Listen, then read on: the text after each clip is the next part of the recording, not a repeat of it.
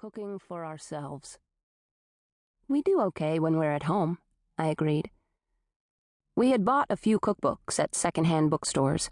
We picked very simple recipes. Our apartment in St. Louis was hanging in the balance right now.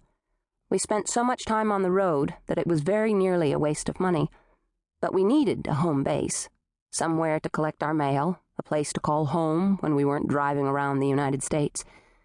We'd been saving up to buy a house, probably somewhere in the Dallas area, so we'd be close to our aunt and her husband. They had custody of our 2 little sisters. We spotted the restaurant sign we'd been looking for after about 20 miles, and I pulled off the interstate. Though it was about 2 o'clock in the afternoon, the parking lot was crowded. I tried not to grimace. Tolliver just loved Cracker Barrel. He didn't mind wading through all the kitsch in the store part of the building.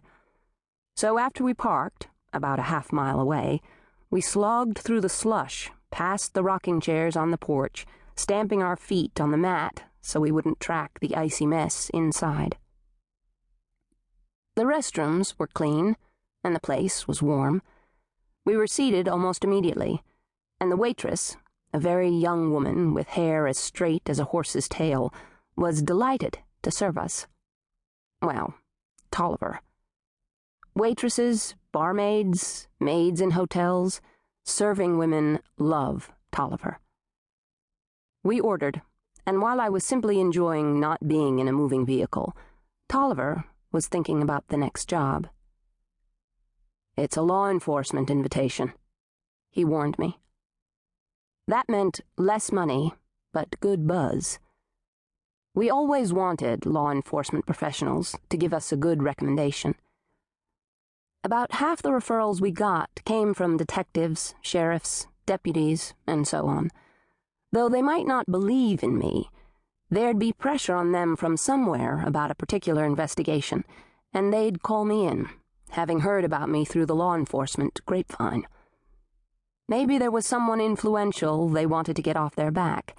Maybe they were stumped about finding someone, or they'd exhausted just about every venue in their search for a missing person.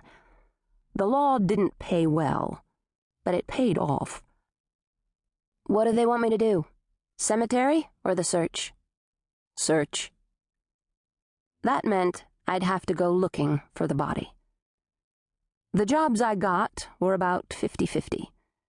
Since the lightning had snaked through the window of our trailer in Texarkana when I was 15, I'd been able to locate corpses. If the body was in its proper grave in the cemetery, the people who hired me wanted to know the cause of death. If the body was in an unknown location, I could track it, if the search was limited in scope. Luckily, the buzz given off by a corpse was less intense as the corpse aged, or I'd have been batshit crazy by now. Think about it. Caveman corpses, Native American corpses, the early settlers, the more recently deceased. That's a lot of dead people, and they all let me know where their earthly remains were interred. I wondered if it would be worthwhile sending my little brochure to archaeological digs, and how Tolliver would go about collecting the address information for such a mailing. Tolliver was much better with our laptop than I was, simply because he was more interested. It wasn't like he was my servant or anything. He was the first person I'd told about my strange ability, after I'd recovered from the physical effects of the lightning strike. Though at first he hadn't believed me, he'd been willing to humor me by testing what I could and couldn't do. And as we'd worked out the limits of my odd new power, he'd become a believer. By the time I'd graduated from high school, we had our plan all worked out, and we hit the road.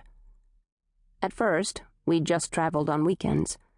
Tolliver had had to work a regular job, too, and I'd picked up money by working in fast food places.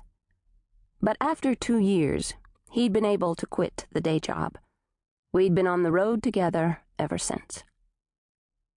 At the moment, Tolliver was playing the peg game that's always on the table at Cracker Barrel. His face looked serious and calm. He didn't look like he was suffering.